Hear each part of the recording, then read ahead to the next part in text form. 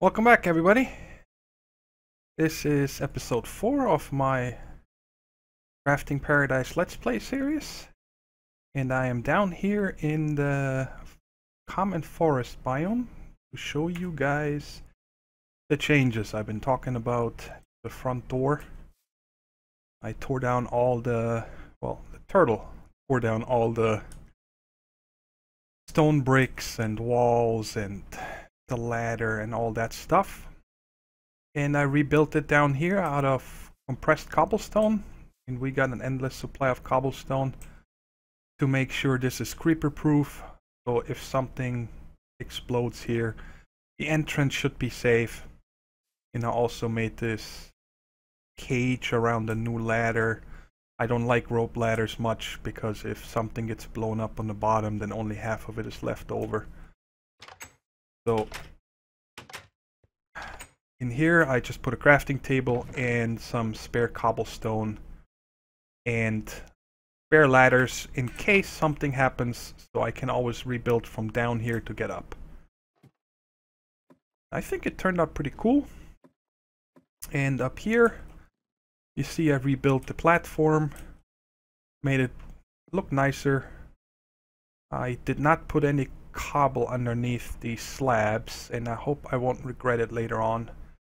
But kind of want to stop doing that because it doesn't look so nice. Cobble, that you see that. But I can live with that. And then over here I made a little viewing platform, so if you load a biome you can actually see everything instead of having fence posts in front of you or whatever. Don't need this anymore now. And there was an update to the mod pack to version 1.2.0, and I made a backup of the whole save and then updated to make sure, you know, nothing gets broken. There is one message you will get saying ID 473 from Railcraft is missing, and the mod pack maker mentioned that in the changelog, and you can just ignore that. That is hidden blocks from Railcraft were removed. I don't even know what they are. But other than that, there was a map added via Opus, and I disabled it already. All you do is press N, and there's the mini-map, which is useless to me in this mod pack. I don't know what it's for, but you can just make it bigger or disable it with N, and with M you open it, and yeah, well, I know what my base looks like. I don't know why it was added. Possibly for these overlays here so you can see what's loaded, what's causing higher ticks, where the entities are, slime. That's it. No use for me. Maybe in server play it makes more sense. Okay. And then I think this is really neat here. Took down all the crafting stations and the sign, and I added a computer where I can put down the to-do what I want to get done in a episode, so I stay on track easier. And we completed a lot of quests. Just to show you guys something real quick, I already crafted the redstone furnace and the pulverizer that was missing from last time and added them here. And then put the hoppers and chests on top, so now I can put in stacks of sand or something so they get pulverized into dusts. And this is little automation, but that's it. I'm not gonna add any more automation in here. Alright, let's go ahead and turn in quests. I'll show you guys the changes to the farm in a minute, but we don't have any more sugarcane shortage ever.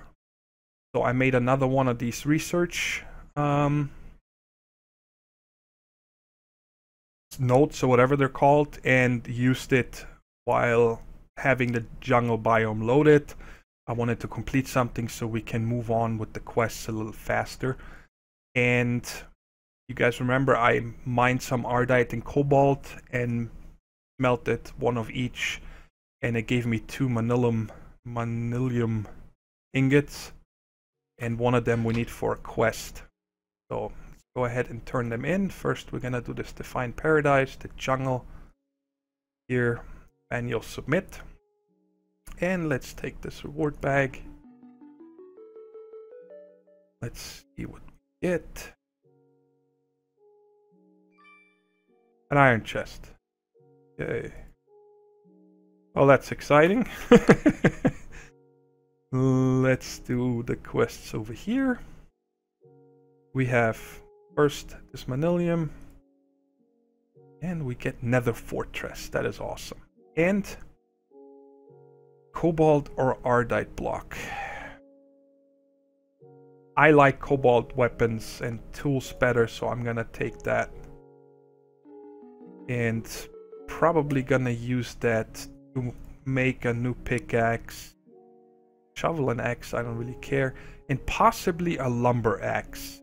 But I might make it out of Manilium, so it's really reinforced. Because for the tree farm. Let's do the next quest. This is what we actually completed yesterday. Extreme Hill is nice, so we can, if we need to, get more emeralds. Let's see what we got here. Ocean of Swiftness. Oh, that is here. Oh well, and always get some good stuff. This one completed 2 episodes ago, but I never turned it in.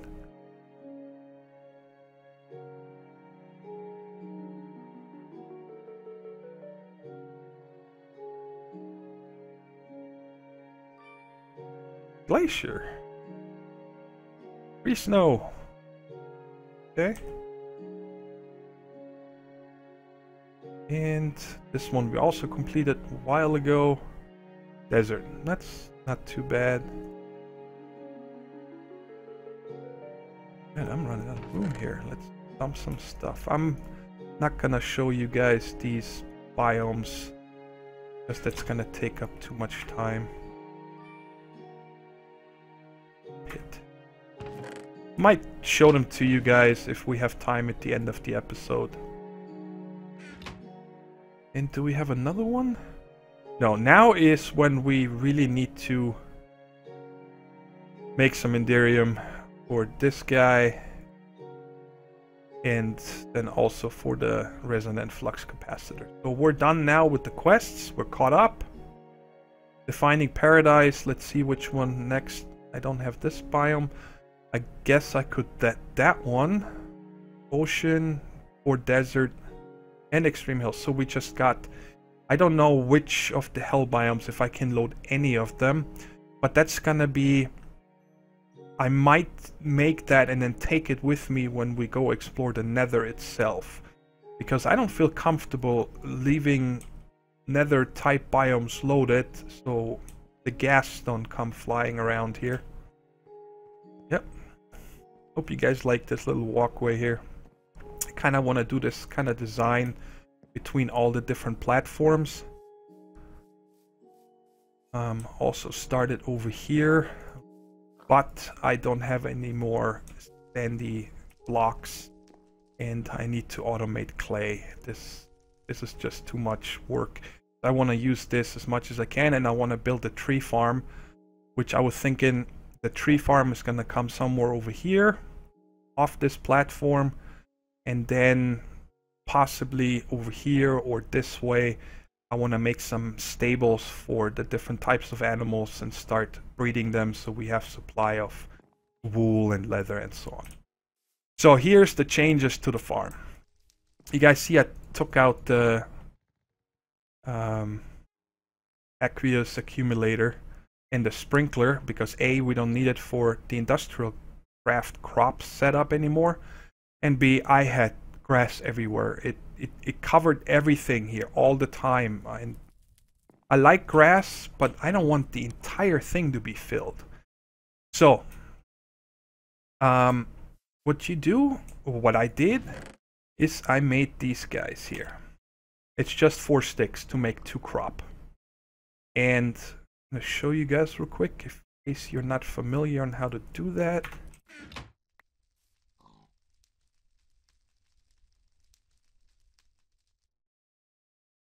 Go. all you do is you fill it, then you plant these sticks, and then you put the seeds on it. And that's for all of these guys but one row, which I explain in a second. And then this will grow just like any other crop, but I think hunger overhaul is not affecting it. So everything that is planted on that just grows a lot faster, or I should say normal speed. Now this sugar cane here is fully grown. I'm going to show you guys how much sugar cane we get out of this batch now. And it grows about 15 minutes and this whole thing is fully grown. I stopped harvesting them because we already have now 4 stacks. Look at that. Over a stack of sugar cane. And the same for this wheat I recently harvested. The same as for the potatoes. Nether wart I harvested recently, so it's not grown. Carrots. Pumpkins, which is nice because it only takes up 1 slot. And melons. The melons, there you go. Sometimes you get a whole melon. So you just break it down and get the slices. I don't want to have extra stacks. And I went down to the jungle biome to get some cocoa beans.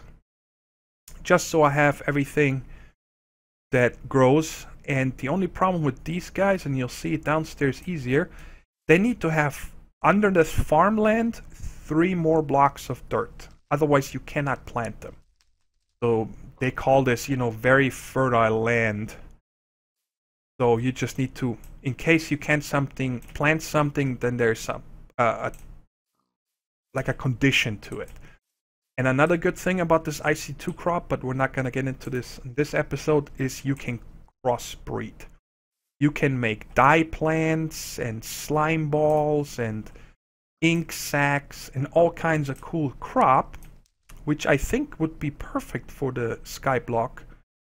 So I might get into this in one of the future episodes so we get an endless supply of slime balls, because they're always low. Empty all this. Look how much sugarcane we have now. So all this stuff. And dump the rest in here for now. This, we don't need that right now.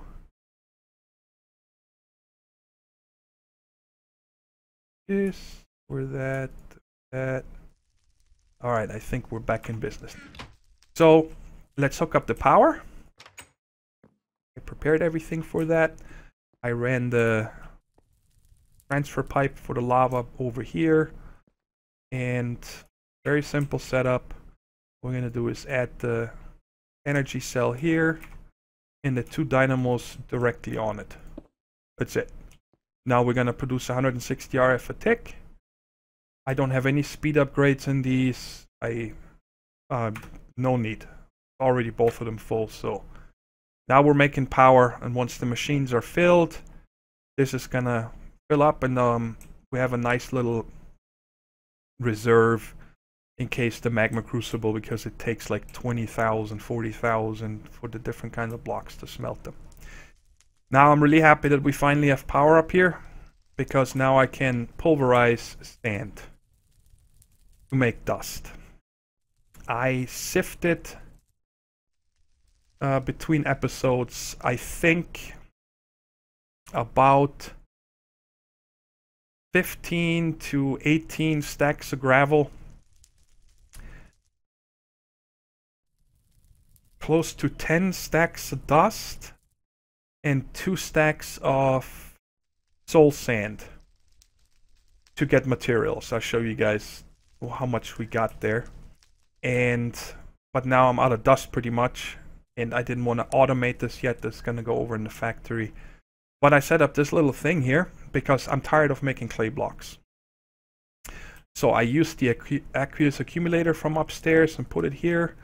Water needs to be pumped in either from the sides or from the top. I always use sides. You can only extract from the bottom, and you can only add blocks from the top. So this is how I came up with this. Works quite nicely, and once I can put more dust up in here, you see it goes in, makes clay, and Did it already come out? At 5, 6. It's super fast. I added 8 water source blocks around it because I think that this guy works faster the more water is around it. I think the diagonal ones are not needed, but doesn't bother me, and I get another endless supply of water down here. Okay, oh yeah, here. I built out this cobblestone walkway so I could take down the cobble there and added 3 layers of dirt underneath, and this is where the cocoa beans are on top. So I was able to plant them. Okay. Now another thing from this update seems to be that food items or all the crops now stacks higher. It stacks to vanilla sizes again, which is really nice. I'm very happy about that. I think potatoes before only stacked to 16. Also melons. And the other thing that also stacks now again is zombie brains. They only stacked to 8 before. And now they stack, I'm guessing, back up to 64. I like that. I never understood why that was in here in the first place. But it was changed and I'm glad about that. Look at how many diamonds we have. I wish I had so many more redstone, but that seems to be the only thing that I'm constantly short on. Even after all this sifting. And we also got, which I'm happy about, one guest here from the soul sand. And I wanted to show you guys a trick that I've been using. You guys see the silver that comes out of the smeltery? It's actually Industrial Craft 2. And that bothers me. I don't want to have my ore, all these different ones. Here's the regular silver ingot that you make when you smelt it in a regular furnace or something. And the way you can fix that without using a unifier and stuff, simply put a barrel here. That's why I put this barrel there. Put in the ingot that you want to make it in first, and then what happened? And then just right click them all in here, and then when you take it out, they're all the same type. So that's a cheap way of transforming your ingots into the same ore dictionary entry. And once we have the factory set up, I'm probably going to add a unifier to automatically do that for us, because I want all of them to be the same. Okay, here is just the metals that are left from my sifting marathon. So we got a lot of metals, which is going to help us build the factory. And now it is time for us to start with the endstone. Now, how you make endstone in here, there's 2 ways. You can make it in the fluid transposer or the smeltery. And in each one of them, you can use sandstone, and it takes 250 millibuckets of resonant ender. 250 millibuckets is from 1 ender pearl. Or, see, here's the same, 250 in the smeltery. Or you can use obsidian, and then it only costs 50. So we can make 5 endstone with 1 ender pearl. So that's the way I do it. And we do have 23 obsidian from the turtle. Let me start smelting these 2 ender pearls that we need. This is off. Because when it was doing the quarry, I poured down water when I saw the first lava, and then it picked it all up. But I wanted to show you guys how else I'm gonna make lava. And that's with this little thing I built here first day when I built the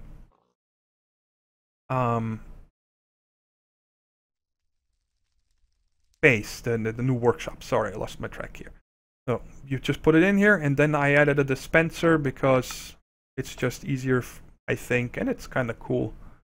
All you do is this, and in here's just a water bucket, in case you didn't know that the dispenser doesn't spit out the water bucket. Other buckets it does, but not this one. And you just press the button, it pushes out the water, you get an empty bucket and back in. So that's it.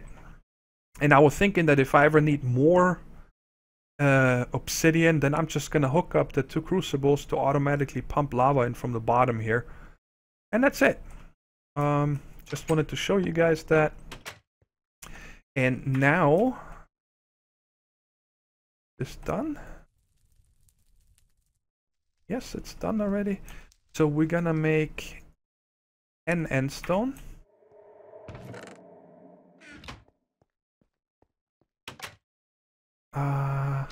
I need to remove that, because otherwise when I take an obsidian out, it's gonna fill this whole thing. I don't want that. I just want one at a time. So put an obsidian in here, then pour it over.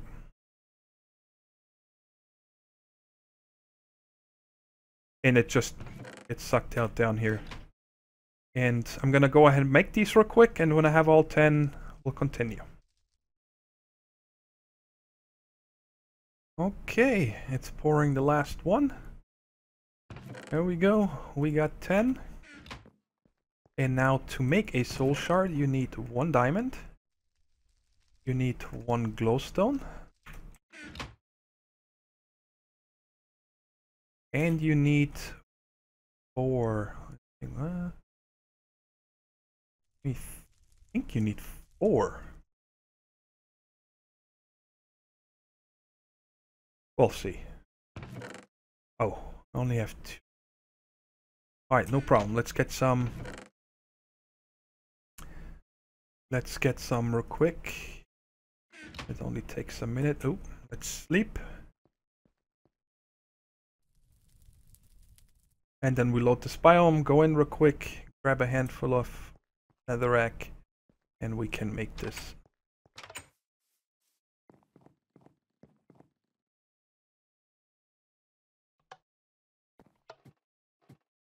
I like my entrance. I think it's cool. You can see I did a lot of work in here to get all the nether break for the infernal block. That's good enough for now.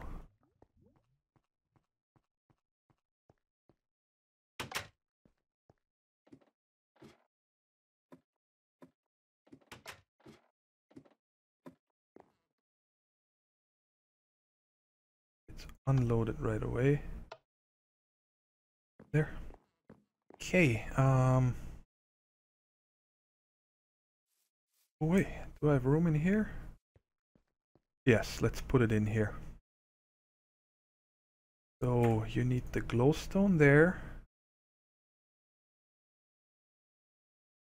Yeah, and then if I'm not mistaken, all we need is 4 netherrack and the rest in stone.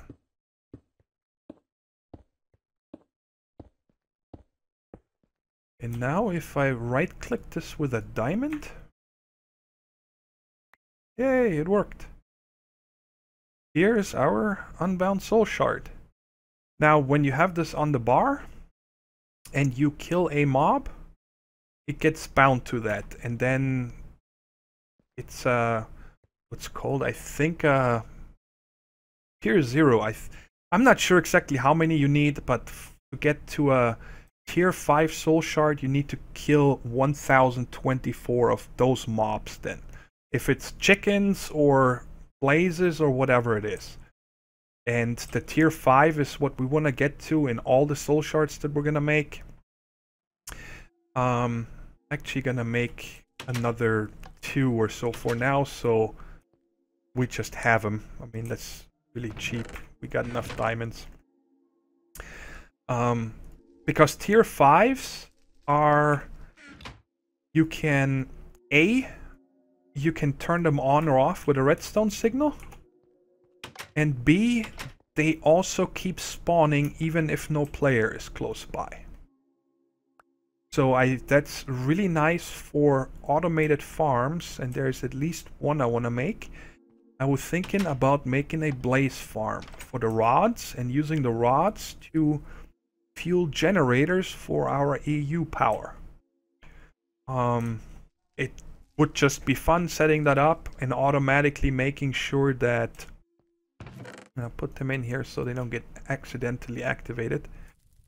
So it's just a fun little project we could do. Or like we talked about episode ago or something about the steam powered turbines and so on. We'll see what we come up with. Now, I'm going to pulverize a bunch of sand into dust, make a lot of clay so I can make more sandy bricks. I'm gonna go back over into this nether biome and get more netherrack and start smelting that up also, just so I have because I'm running low on the infernal stones, and these I made by mistake. I'm not really using them. I like this type better. And yeah, you see sandy stone, I'm almost out completely. So I'm gonna do this now and then keep extending over here to our tree farm and the animal pens, and then I'll be back.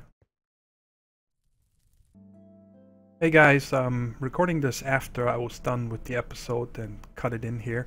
I couldn't find the quest initially we needed the soul shard for, and then after I was done recording I remembered it's under Defining Paradise, and it's this one right here, Active Research, which we can get to after you do the very first forest research. And we need the soul shard and a soul cage for that. Turn this in, it's just 8 iron bars. And here we go. Now this spawner right here is a vanilla spawner. So once you place it down, you can't pick it up without a diamond dolly. So I'm just gonna put this in a chest for now. I'm not sure what we need it for. We don't need the food.